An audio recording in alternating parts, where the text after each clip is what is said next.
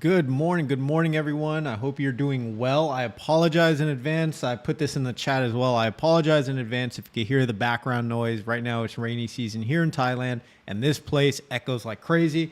Hope you guys like the whole background. All right, I put a lot of work into this, had a lot of help, and I think the background came out pretty well. We got this noise like canceling, foam that's on the wall to help with the echoes. Got a bunch of, books and crap on the shelf here. Got some nice lighting in here. Hey, life is looking good right now for this studio. All right. Life is looking good. We have a lot to cover in today's news. All right. There was so much news that came out.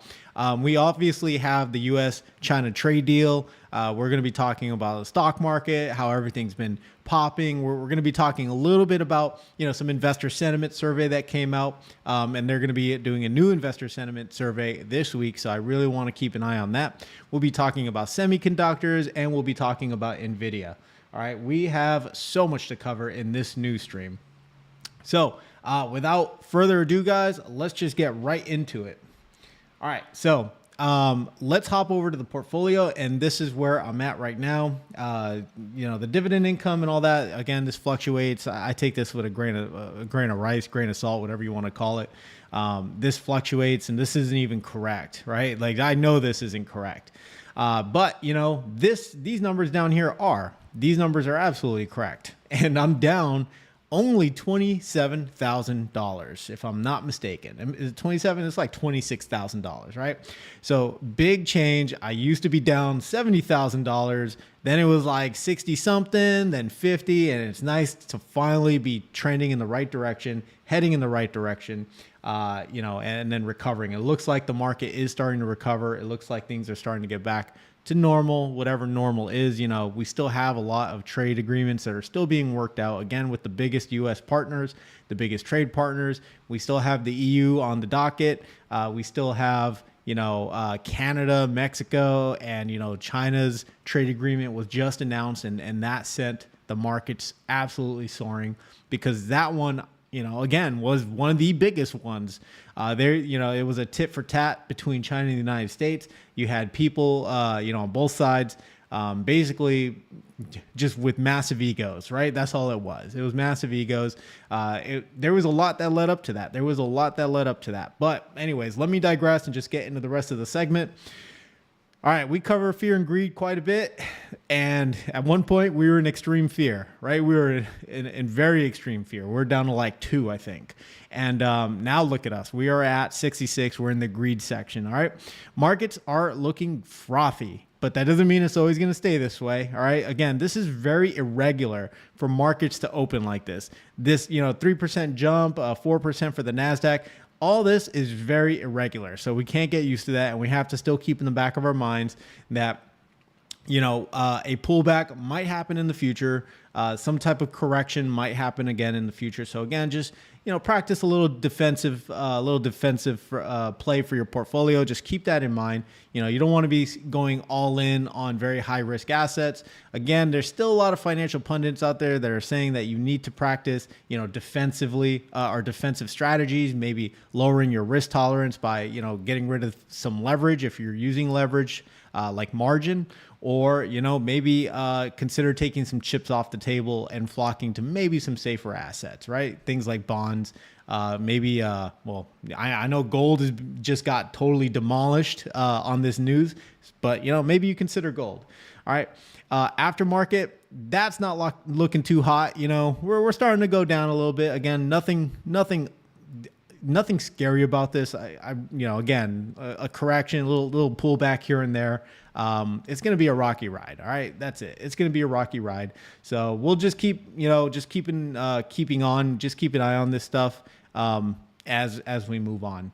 All right. The American Association of Individual Investors came out with their survey last week. I didn't have a chance to cover it because I was out, for Thursday and Friday, but it looks like, there's still 51% of people who believe, or who are still very bearish and, believe that we're going to be heading for new lows in the next 6 months.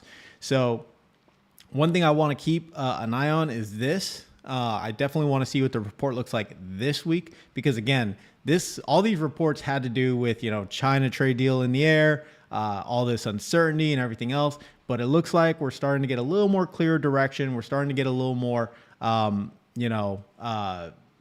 getting a better picture of what, the economy is going to look like, what the trade deals are going to look like, et cetera. So we're starting to get a little better, and businesses, I'm sure, are happy about this, and definitely investors. Okay, we're definitely happy about this.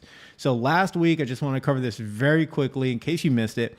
But the United States struck a deal with the United Kingdom for a trade deal, and this, sent markets up. We had a good rally, but it was kind of muted. And this was around the same time that Trump said, now is the best time to go and buy stocks, right? This is when he said, buy stocks now. And, for those who didn't listen to him, because I certainly didn't listen to him the last time, I definitely listened to him this time. And I mean, I published a video already. There was a couple other data points that helped me, or made me feel better about investing into certain, stocks, ETFs. So anyways, let's just quickly go over this and hear what happened. It's really good to have got this deal over the line. With British Prime Minister Keir Starmer on speakerphone, U.S. President Donald Trump announced a breakthrough trade deal with the United Kingdom on Thursday. It's the first such agreement since Trump sparked a global trade war with a barrage of tariffs on other nations. With this deal, the UK joins the United States in affirming that reciprocity and fairness is an essential and vital principle of international trade.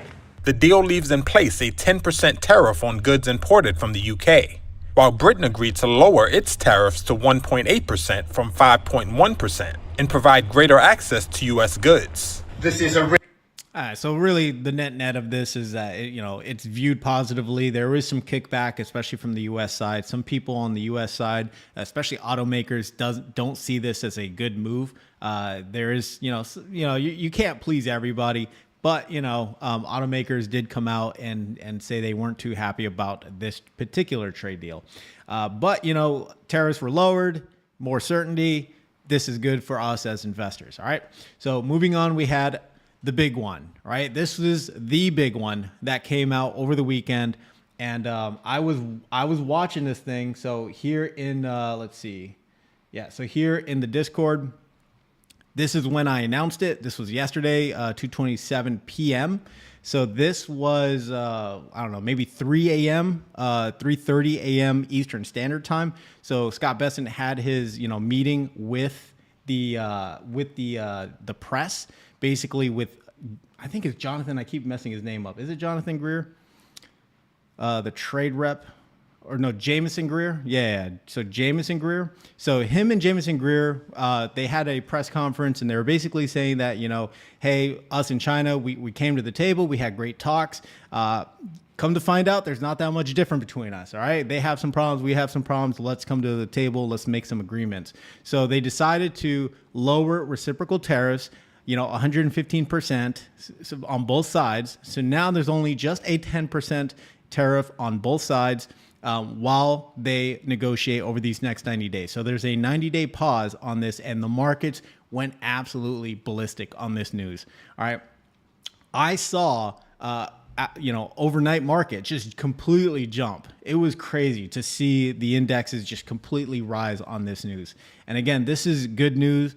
This is good for retailers. This is good for a lot of different sectors. So just real quick, the U.S. and China on Monday agreed to temporarily suspend most tariffs on each other's goods in a move that shows a major thawing of trade tensions between the world's two largest economies. This is, again, a big deal, compared to most other China has a ton of shipping container ships that are just sitting in the harbor, right? Whereas the United States, our ports are empty on the West Coast. But for China to just have all these ships just chilling in the harbor, that's not good for business either. They were waiting on something. So you can bet that not only was the U.S. government pressured to, hurry up and make a deal or something come about, but definitely on China's side.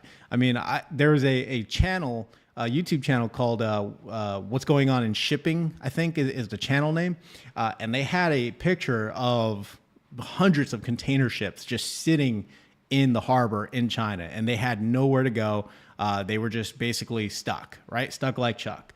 So it was good on both sides to finally come to an agreement. The trade agreement means that reciprocal tariffs between both countries will be cut from 125% to 10%. The U.S. 20% duties on Chinese imports relating to fentanyl will remain in place, meaning the total tariffs on China stand at 30%. But again, that's kind of misleading because it's a 20% duty on Chinese imports relating to fentanyl. All right.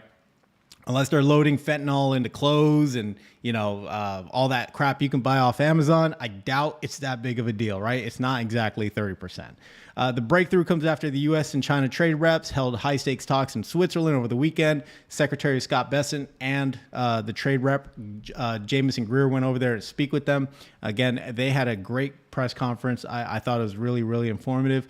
We had very productive talks, says Scott Bessent, and I believe that the venue here in Lake Geneva added great equanimity to what was a very positive process. All right, we reached an agreement on a 90-day pause and substantially moved down the tariff levels.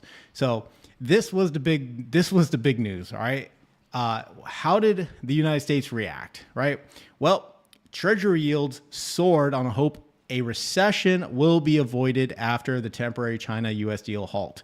Okay, so this is, again, another good sign. Although the 10-year Treasury spiked up a bit, which is kind of a kick in the butt, especially for real estate people, it is still a good sign, right? It is still a good sign that we won't be heading into a recession. Again, I can't read this damn 10-year Treasury. It seems to be fluctuating like every other day, up or down. Days that it goes up is bad, but then something like this, days that it went up, is good. So I don't know anymore. But the Treasury yield soaring, hope that a recession will be avoided altogether. And that is a big deal because let me get into the article and I'll just explain it. Treasury yields moved higher on Monday after U.S. goods and after the U.S. and China agreed to slash tariffs on each other's goods, a move welcomed by investors. This is where it kind of gets explained, all right? The effective U.S. tariff rate on China, well, we already know this piece. We had very productive talks. We reached an agreement for a 90-day pause. Here we go. Odds of a rate cut from the Federal Reserve in the near term are also dropping, as there may be less of a reason for a central bank to intervene and boost the labor market if the U.S. avoids a recession. The Fed funds rate futures market implies just an 11.3% likelihood of a reduction in June per the CME's Fed Watch tool. So we covered the CME Fed Watch tool on this channel several times. It gives you a probability of the months ahead of whether there will be a rate cut or not. So this right here, guys, is telling us that we could probably forget about the Federal Reserve cutting rates, at least for now, at least in the short term. Again, I was of the camp, a lot of us were of the camp, and the belief that the Fed was going to cut rates in May, no longer the case. Economic data shows inflation's coming down, job market's doing okay. Everyone's, the cost of food, energy, all that stuff is more or less coming down and good. For the consumer, for the regular people like you and I. So again, this doesn't give the Fed any reason to cut rates. So I don't know, guys. I don't know. Who knows if they're going to cut rates? Who knows what's going to happen? I think next inflation data will probably give us a little better picture. Next time they do, the PCI report, I think that'll give us a better picture of how these tariffs probably impacted us. And again, definitely into next earnings season for stocks. All right. Speaking of earnings seasons, just real quick, I just want to cover this piece. All right. Shout out to Citizen of the Year for posting this in the Discord. He also has his own channel. So if you aren't familiar with him, you need to check him out. He publishes a lot of good research on individual ETFs and stocks and stuff like that. And he has a super love for the YieldMax MSTY fund. He absolutely loves Misty and loves Michael Saylor. All right. So anyways, for earnings, this is kind of what I'm looking at. So today I got to look at Rigetti.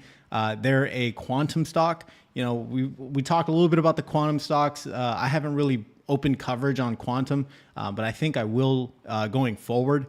Still, it's a lot of stuff to cover, but quantum, is coming. Again, Nvidia, Jensen Huang, CEO, he mentioned at his GTC conference that he wasn't even aware that there were stocks or companies that were already doing quantum. The reason why that's so important is because they're unloved right now. It's kind of under the radar. So for these stocks to be available for just regular investors, retail investors to get into, could be a good thing, right? But again, you've got to be careful because quantum could be the next EV fad, right? If you remember NIO, if you remember Workhorse, if you remember, I forget the other one, all these new Teslas that were coming out, right? Back in 2020, 2021. And then all of them basically went bankrupt or their stock price declined 99% in value. So again, you just want to practice a little caution. You don't want to just start buying up everything, calling it the next Nvidia, calling it the next whatever, right? You just want to at least, understand what the company is doing and go from there. But anyways, Rigetti's on the docket to take a look at. Another one that I did see in here that I want to take a look at is CoreWeave. All right. I hope you guys can see that is CoreWeave. You guys won't be able to see that. There we go. It's CoreWeave right here. So that's Wednesday after close. So I'm going to be taking a look at CoreWeave. Again, they were super unloved when they came out. They used to be an Ethereum mining company, and now they're, IPO'd, and they're this big Nvidia-backed partner. They're doing all the data centers for artificial intelligence training and everything else. So they're using a lot of Nvidia GPUs. So I just want to, understand more about CoreWeave. All right. So moving on. So anyways, the next Tesla says it's a wealthy life. Yeah, I guess so. Path to Retirement says slash a like button with your SOAR. I appreciate that, brother. I appreciate that. All right, let's move on, guys. So Tom Lee was in the news, and again, I've covered him. He's the CIO, Chief Investment Officer, I think, of Fundstrat. Fundstrat is a very notable fund. Tom Lee is a very notable CNBC contributor. I like to listen in whenever I hear or whenever I see him on CNBC just to hear what he has to say. Again, he's just another Wall Street financial pundit type of guy. He runs his own fund, so he's a very smart guy. Don't get me wrong, but I like to just listen in and hear what he has to say. He's like a perma bull. You can't detract from this guy. He never talks about a bear case. He's just always bullish. But I want to hear what he had to say. So there's the news. Now let's hit your money because let's be blunt. When the tariffs were first announced on April 2nd, markets got crushed. Headlines were all over the place, and not just in the business media. General news leading with stories about stocks falling. I even heard a show talk about retirees, quote, being wiped out. But Fundstrat's Tom Lee did not take the bait. He advised clients to hold fast. Said that and that is true, guys. Like Tom Lee has always said, don't sell. Now's a great time to buy. Look at this market as an opportunity, right? You guys were rocking with me when we were hitting those new lows, right? The index is dropping. We through Liberation Day, all that stuff. You guys have been around with me. We all been together, just suffering. But Tom Lee, throughout it all, was always saying, hey, now's a good time to buy. This is a great time. There's nothing fundamentally wrong with these companies, and you should be buying. So he's, again, always a perma bull. Markets would have to make new highs or would make new highs this year. And guess what? We are there in one of the fastest stock recoveries in history. We are not quite positive on the year yet. Maybe this is the high. Maybe it won't happen. But this has still been an amazing bounce back.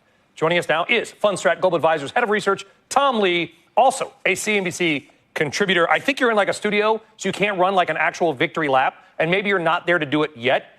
But Tom, what did you see that apparently so many others missed? Because I thought we were going to zero.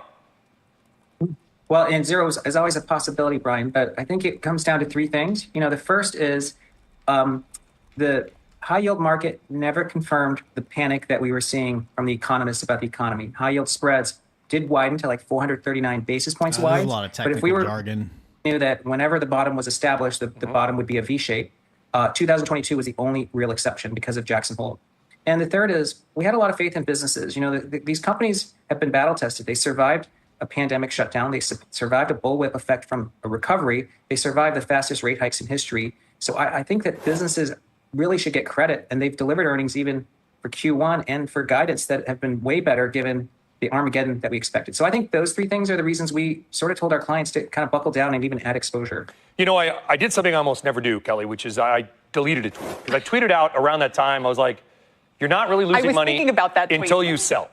Yeah, so you know, you never lose money until you sell. You know, these stocks, these ETFs can recover, and you know, nothing was fundamentally wrong with a lot of these companies, right? Even as we headed into earnings seasons, a lot of these companies were well positioned. A lot of even the blue chip stocks, the old man dividend investing, you know, stuff, all that stuff was still doing very well. All right, but you know, a lot of people were investing on emotion, sentiment. And people were fearful, and you know, there was not a whole lot of certainty in the future. So investors obviously were flocking to safer assets, getting their money out of equities.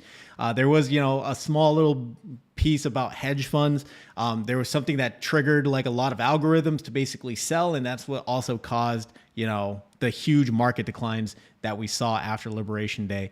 Whether you want to take that as truth or not, you know, up to you. But it kind of makes sense, you know. I don't know, but anyways, moving on. All right, so here are the stocks set to benefit after the U.S. and China slash the tariffs. All right, so this article goes on to say the week kicked off with a strong note following a significant breakthrough in the U.S.-China trade relationship. All right, we already talked about this, lowering of the tariffs, et cetera, 90-day pause, and that fueled complete optimism across all equity markets. Right, you have the Nikkei, you have Asia, you have China, you have the European markets. Everything has just been going crazy, right? On this deal. All right. Under the deal, the U.S. will cut tariffs on Chinese imports from 145% to 30%, while China will reduce tariffs on U.S. goods from 125 to 10%, yada, yada, yada. All right. This development has already sparked positive reactions in the market, especially for semiconductors. All right, especially for semiconductors. These are companies that are set to benefit from these reduced tariffs. Okay, relief from tariffs could ease supply chain disruptions and cut costs for chip makers. Specifically, tariff relief on China-related components that may help ease production bottlenecks, leading to improved production capacity, lower costs. These are the companies that can benefit or potentially benefit from these reduced tariffs, and we're already seeing it. All right, we're already seeing it in Nvidia's share price. It spiked up. AMD spiked up. Okay, Marvell or Marvel, whatever you want to call them, they spiked up. Taiwan Semiconductor, which is kind of funny, they spiked up. ASML and Intel. All right, Intel, whatever. You know, again, I don't cover Intel. I think they're pretty much done for. But you know, maybe they'll turn it around. Maybe their CEO will turn it around. You know, left to be seen. But anyways. Semiconductors, like I said, are going to rip once this China trade deal stuff gets taken care of. Okay, and we can look at that from the chart. All right, from the chart for the VanEck Semiconductor ETF.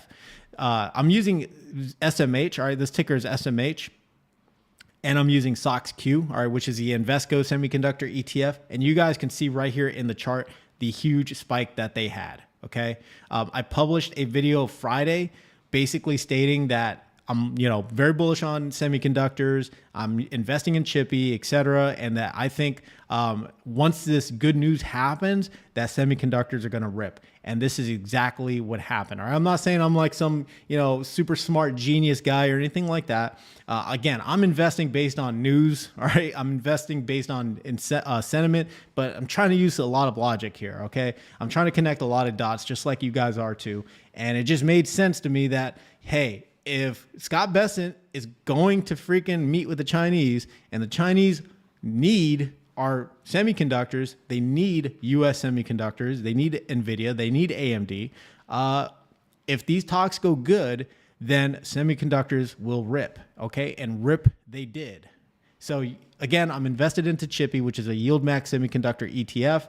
All right, this is basically a high income instrument. You guys know this. For those who don't know, it's a high income instrument, right? They do cover calls on this. Their distributions have been pretty good recently. 36 cents when it first came out, then 34 cents, 62 cents, and then back to 37 cents. So I think, and this is just me speaking out loud, I think the reason why this was a 62 cent per share payout was because it was at the end of the month. So I think we'll probably see around that, 35, 38 range going further. And then, towards the end of the month, they'll have a bigger payout. At least that's my thought. We'll see how this next, this month, in May goes. But again, this holds a lot of US based semiconductors, the same ones that just came from this article, right? Nvidia, AMD, Marvel, etc. If we look here, you have all those same names. Taiwan Semiconductor, you have Nvidia, you have Broadcom. Broadcom's a big one, of course. And then, I'm sure the other ones are in here, or some of the other ones are in here. But anyways, CHPY had a really good run, right? It's running up exactly, the way I thought it would. Since inception, it's up 23%. Okay, this is a really good thing for an ETF, especially an ETF coming from YieldMax. I know there's two, camps out there. There's some that hate YieldMax with a passion, and some that absolutely love YieldMax with a passion. I'm somewhere, in a little bit in between, especially when it comes to the specific funds. Okay, this CHPY, the reason why I like CHPY is because it's not using a bunch of synthetics like the other ones. This one holds a basket of the actual underliers. All right, I'm going to be doing a video here in the near future. Again, I got to give another shout out to Alex, who's also a member of the Discord. And I appreciate this because I can't keep up with everything. All right, I certainly can't keep up with all the news and everything coming out. So again, I appreciate you, Alex, for posting this in the community. But YieldMax is changing their investment strategies. They're adding swaps and equity securities to a lot of their funds. Okay, there's a list of funds that they added. It's all the names that we know, like, and probably hate or love. You have Misty in there, you have Tesla, you have Nvidia, you have all those other funds in there. And they're basically taking the model from Roundhill, because Roundhill is very successful. Roundhill uses swaps in a lot of their weekly pay ETFs. If they don't suffer NAV erosion or any of that garbage that other YieldMax funds may go through. But they're changing their strategy.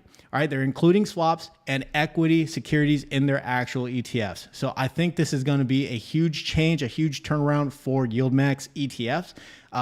They will probably, and again, time will tell, but this will probably be a very good thing for a lot of their funds. They'll start to actually appreciate in value when the underlier appreciates in value. And when there is a payout, a dividend payout, hopefully, if there's momentum behind the stock and the stock's going up to the right, then these funds will be able to recover a lot faster, if not a lot better or more efficiently. So again, this is a good thing for YieldMax. I really think they're probably trying to change the narrative around them, the perception around them, because there is a really heated argument and a really good amount of information that proves some of these YieldMax funds are just horrible, right? They just erode in value. You have to reinvest, 75, 100% of the dividend just to keep the NAV, consistent.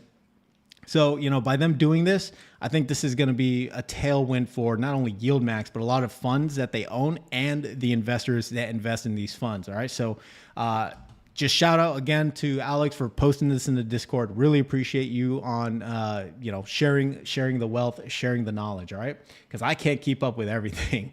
All right. So Nvidia was in the news. All right. Nvidia in focus as Morgan Stanley says April Taiwan data shows significant improvements. Again, Taiwan Semiconductors, they're one of the bigger manufacturers of Nvidia chips. They take care of a lot of the production for Nvidia chips.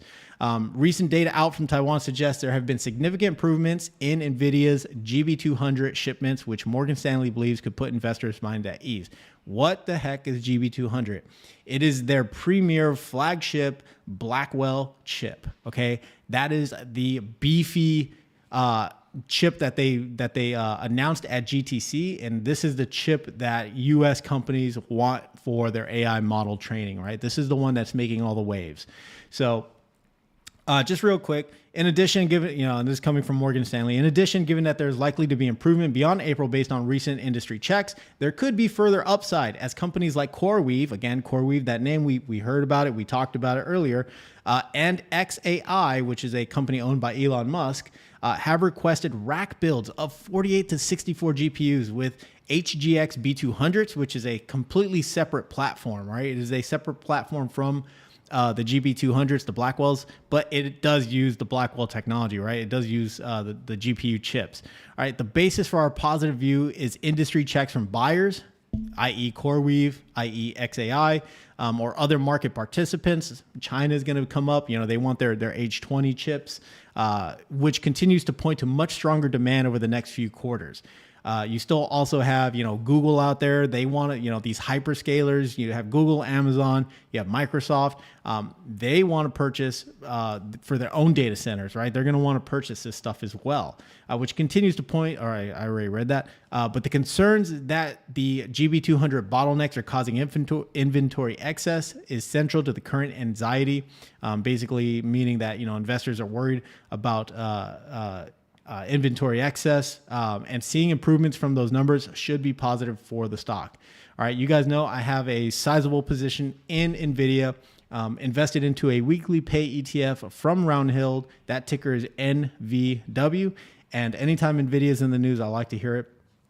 This can be seen as a huge tailwind, as really good news for Nvidia, okay? Because there's all this talk about, the AI bubble, data center demand's going down, Nvidia's screwed, right? Nvidia had a nice run up, but it's not worth it anymore, right? Let's look somewhere else. The demand for Nvidia chips was overblown, right? China's DeepSeek and yada, yada, yada.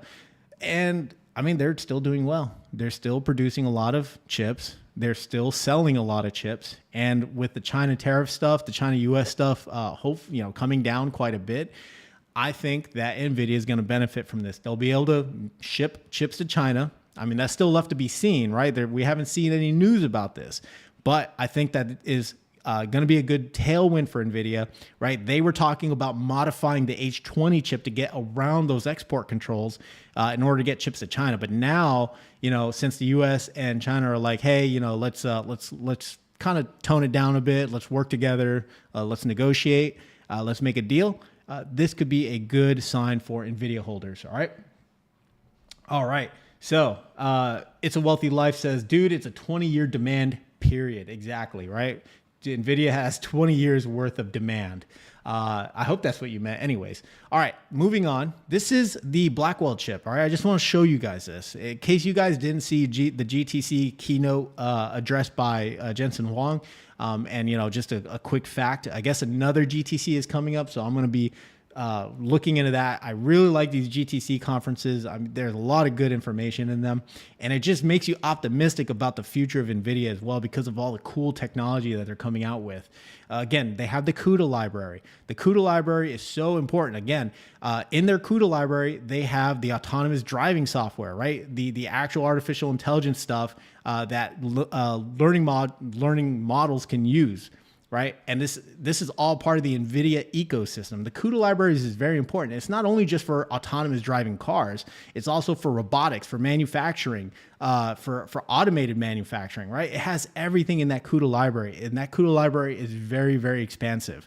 So I think that is also what gives NVIDIA an edge over a lot of their other competitors. So again, I'm very bullish on NVIDIA. I'm not saying you should go out and buy NVIDIA. I'm just saying I really like the stock. Okay, so this is their other platform, the HGX platform. This one made waves at GTC. So did this one, because the reason why is these two chips right here are GPUs. This has never been done before, all right? This is very, very new technology. These are two NVIDIA GPUs with a central CPU processor, right? Usually in the old traditional like server farm, what you had was, a CPU, and then you kind of stacked in a graphics card, right, in the machine. And that is just clunky. It's a lot of extra hardware you got to pay for. Not only that, it takes up rack space and more power requirements and all that other hoo-ha, right? But now this is a single instance. This is a single piece of hardware. This is a single platform. This is what makes this chip so damn cool, is that it has two GPUs and a CPU all tied into one motherboard, right? You don't have to have Foxconn, mixed in with, like Intel, and then you have some NVIDIA, chips or GPUs, stacked in. This is all just coming from NVIDIA. Again, the future is bright in my opinion for NVIDIA. So this is the HGX platform. This big thing replaces a whole server rack, right? This thing is really, really cool. And every data center, CoreWeave, and other data centers that are going to be more heavily embedded with artificial intelligence, they're all going to be using this. Okay, so again, I'm very hopeful, very excited for Nvidia and what they have for them. Again, this, I hope you guys can see this. Purpose built for AI and high performance computing. Again, Sam Altman came out and said that some of the biggest hurdles for artificial intelligence to progress is going to be a couple of things. One is the chips, right? We kind of already have the chips thing figured out. The United States does. The next thing is going to be power. And power, he was talking about, is probably going to be a mix of either coal or, nuclear power. So nuclear power is going to be good. And of course, Donald Trump signed some executive orders to basically fast track the construction of nuclear power plants. And all these states are vying for, data centers now. Utah, the senator from Utah, or the congressman from Utah, wants to bring data centers to Utah, right? Wants to make it easier for them. But anyways, beside the fact, AI, complex simulations, massive data sets require multiple GPUs, all right? More compute power is needed for artificial intelligence. All right. The whole DeepSeek thing to me is complete BS. All right. You can't have an advanced artificial intelligence language learning model on some really crappy chips. That's just it. If you want the premier, fastest, best in class, up to date language learning models, you're going to need the best compute. All right. That's it. You just need the best compute. So, fast connections, interconnections, and fully accelerated software stack, yada, yada, yada, right? So again, very excited for Nvidia, really excited about the future. So sorry to all my gold holders, all right? All my gold holders, you guys got smacked. You guys got cooked after the trade deal. Gold sinks more than 3% on U.S. China trade optimism, but uncertainty still remains high. All right, there is still and expect to hear Goldman Sachs, expect to hear Bank of America, expect to hear J.P. Morgan, all these large institutions start to revise their recession forecasts. All right, when they come out, I'll cover it on this channel, but expect that to happen. All right. I'm not going to read this whole thing, but basically gold plunged, right? That's it. Everyone was flocking to gold because of recession risk, currency risk, hedges against inflation, all that stuff, right? Everyone's going to gold, but now, things are getting a little more certain. Things are cooling down. A recession may not happen. So investors are like, hey, might as well hop back on the equity bandwagon. All right. Realty income, just for those who hold realty income, you got a dividend coming to you. All right, 26 cents for every share, payable June 13th for shareholders of record on June 2nd. Ex-dividend date is June 2nd, so that's about a month out, so we got some time. Main Street Capital, anyone who owns Main, I know this is a very popular BDC, business development company. I own this, and I also own Realty Income. I did a piece on Realty Income during my last stream, so really, if you guys missed that, you should check it out. Not Realty Income. Main Street Capital announces a 25-cent dividend and supplemental cash. I hate this penny share. I always hate when they do this. But anyways, 25 cents. All right, payable August 1st for shareholders of record, June 30th, and ex-dividend date is June 30th. Okay, so we covered a lot. Let me check the poll. All right, so the question, guys, do you think we will have a pullback on stonks this week? All right. 33% of you said, hell yeah, this isn't sustainable. 33% of you said, nah, we are headed for new highs, baby. And 33% of you said, I invest in Misty and forget the rest. So I'm going to be, someone just changed their vote. Oh no, we have new votes. All right. So 36% for hell yeah, 29% for nah, and 36% for invest in Misty and forget the rest. And I'm going to go with the 36% that says invest in Misty and forget the rest, because that's what I'm going to be doing. And I'm only half kidding. All right. But yeah, that is funny. Alex, hey, welcome. I mentioned you earlier in the stream, man. So again, appreciate you joining. Appreciate you giving me that information on the swaps and the equity exposure that these YieldMax funds are now going to be having. Again, big shout out to you, man. Appreciate you contributing to the community and helping me out, because I can't keep up with everything. So it's always good to have someone else just like kind of keep an eye on other stuff. And for those who don't know, Alex is the one that's been kind of just like feeding information here and there about, ETFs that are coming or launching. So again, I appreciate that. I'm waiting on Roundhill to announce, their new lineup of weekly pay ETFs. Really excited for that. They need to hurry up and launch those damn things, but I think they're really scared of, the current market conditions. All right. And yeah, the future does look bright. Absolutely 100%. Sauce Maker, the old guard, he says Misty, baby, from Defiance. Miss T, okay? 150 to 1.5 to 2x leveraged MSTR with weekly pay. I don't even know how that one's doing. We should probably check in on that one. All right, guys. Appreciate that. Let's move on and finish the stream, and then we'll do a portfolio update at the very end like we always do. All right, so the S&P 500 had a really, really good day, okay? It spiked up like crazy, 2.5%, all right? 2.5%, that was wild. And it just climbed for the rest of the day, ending at 3.28%. Really good day for the S&P 500, really good day for the markets in general. When that meme when someone wakes up and they're checking their phone and it's like all green and they're like squinting their eyes, that's pretty much how it was for a lot of us, I'm sure. So I know that's how it was for me this morning. I woke up, it's like 5 in the morning and I'm checking my phone, everything's green. So I love it, except for Palantir. Palantir seems to not be getting a lot of love, or maybe it's coming down to earth. Who knows, right? NASDAQ 100, tech-focused ETF. This one was up a whopping 4%, all right? This is crazy. Look at that. Look at that jump, all right? It jumped up, 3.78%, and it ended at 4% on the day. That is wild, all right? That is really crazy. It's nice to see that the damn NASDAQ and the S&P 500 trending up versus going down, because we had that 10% drop during Liberation Day, and that was absolutely fearful. That was a crazy time. All right, so NASDAQ doing well. Of course, I hold a ETF VGT, which is a Vanguard Information Tech ETF, and I know that one did really well, all right, because that was a big bulk of my losses, but now, it's a big bulk of my gains. So hopefully we keep trending up and to the right and avoid a recession. Maybe the federal funds rate comes down this year. Who knows? REITs, they're actually doing pretty well. But before I get to that, gold, a lot of outflows. Again, shout out to the gold holders. All right, you guys got cooked today on the announcement of that trade deal. All right, gold was down. Let's see, from open, it was down. It was down. Wow, almost 2%. That's crazy, right? Ended the day at negative 1.27. Over 5 days, we could see that a lot of people are outflowing from gold, and they're starting to buy back into equities. Things are getting more certain. Use gold as a hedge. Use gold as a risk. Kind of a risk adjustment.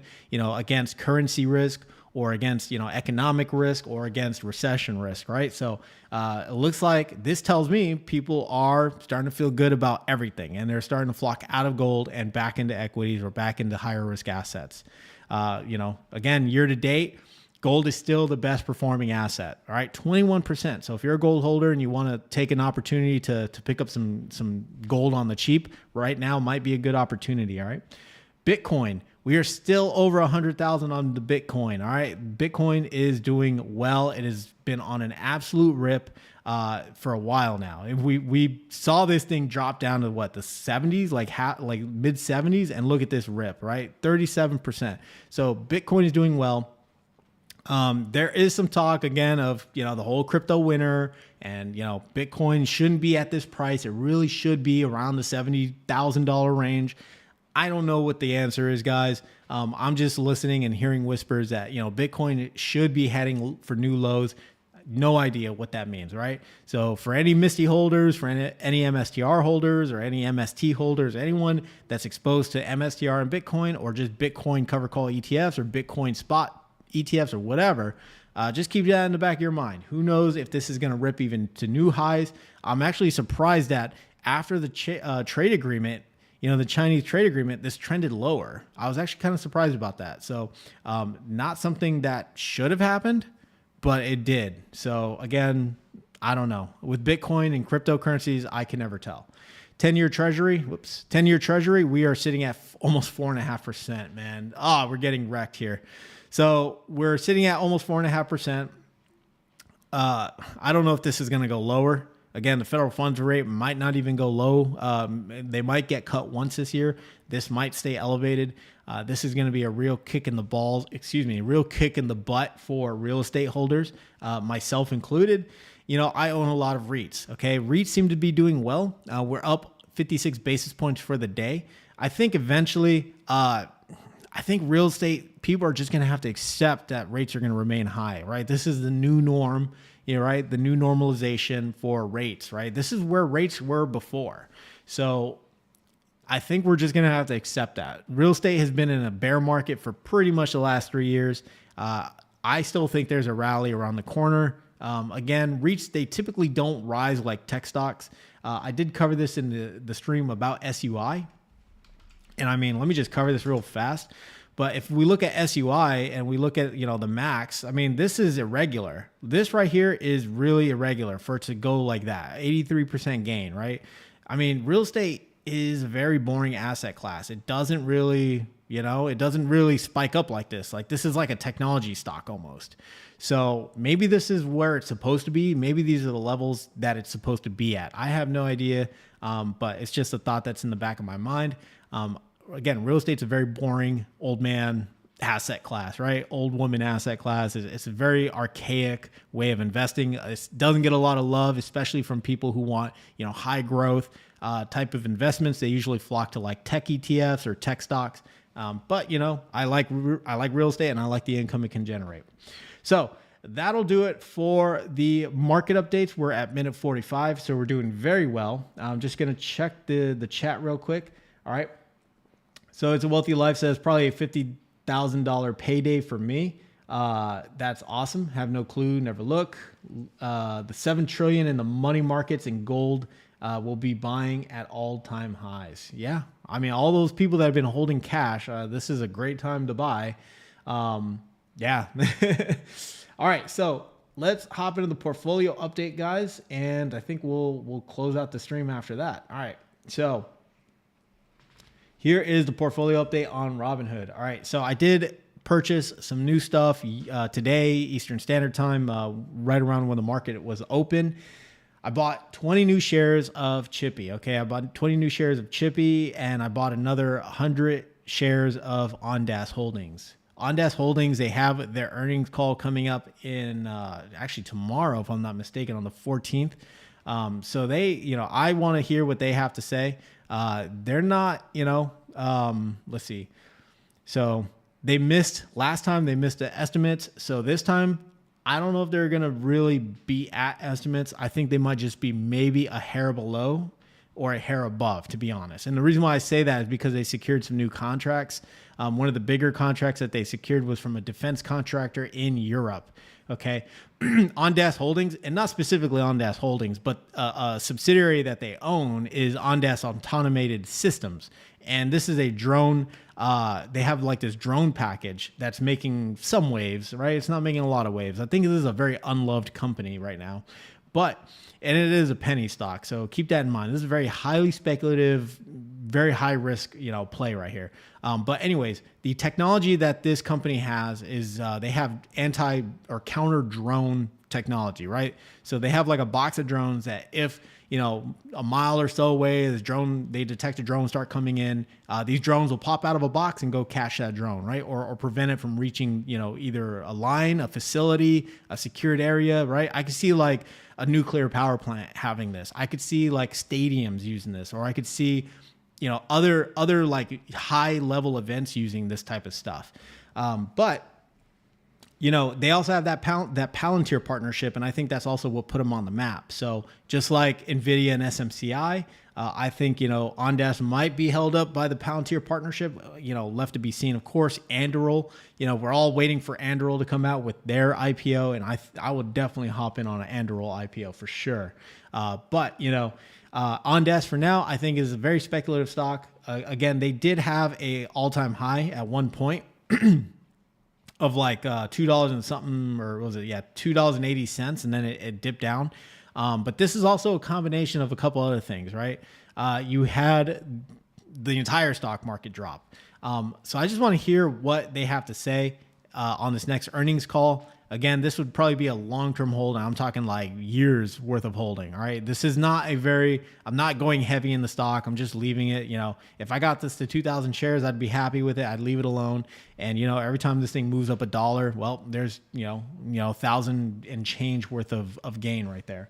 So we will see what comes of that. So CHPY, like I said, was the only thing that I did buy that is new. NVW doing really well. Again, PLTW starting to crash down, come to earth. They had a huge rip, and then they just started coming down for some reason. No idea what or why. But yeah, it seems like Palantir was all in the news.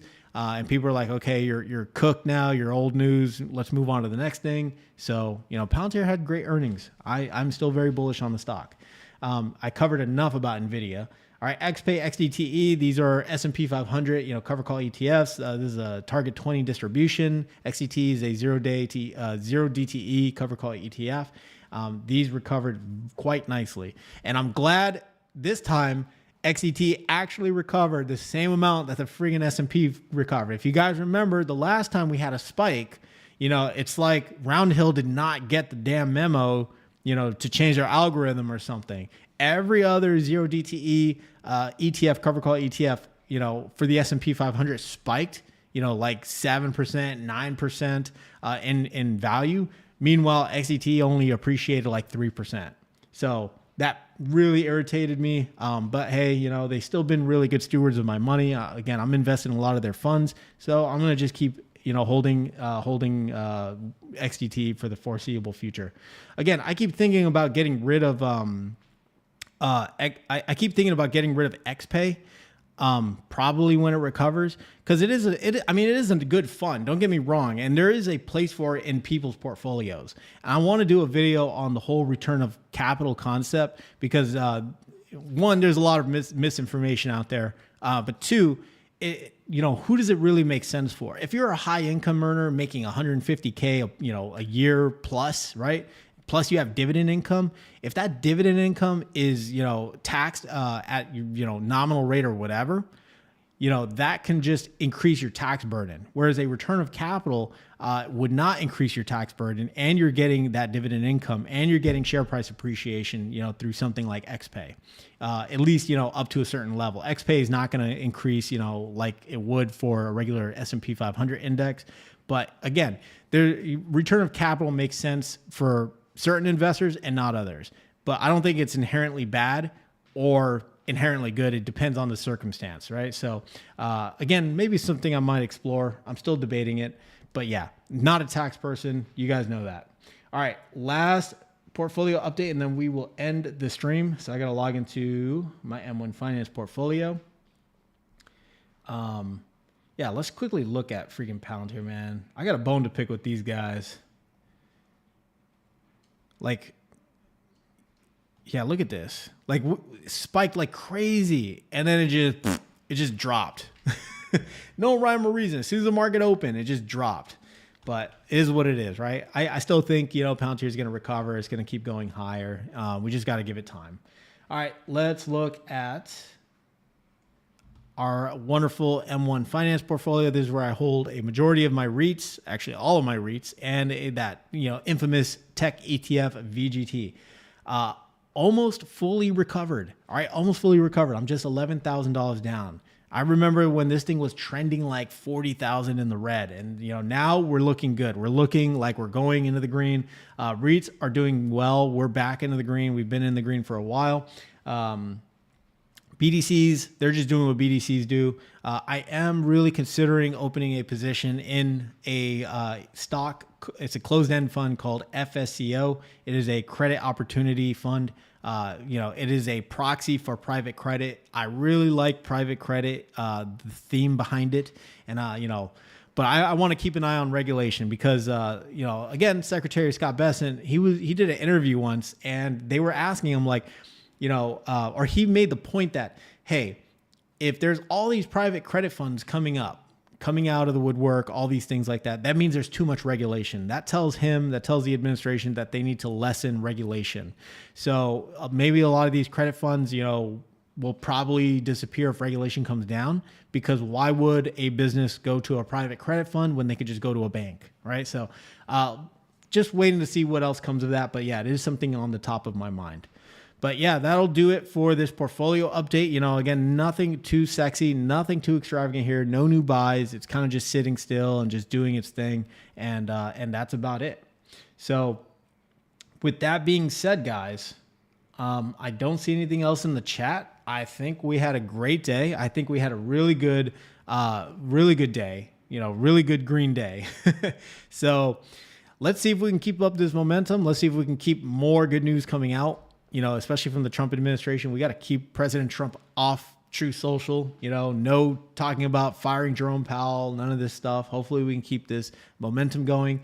I appreciate you guys. You guys have been excellent. Thank you for joining me in the stream. All right. Thank you for all your support. I appreciate you guys. I will see you guys in the next stream. You guys have a wonderful evening wherever you are in the world. All right, guys. Take care.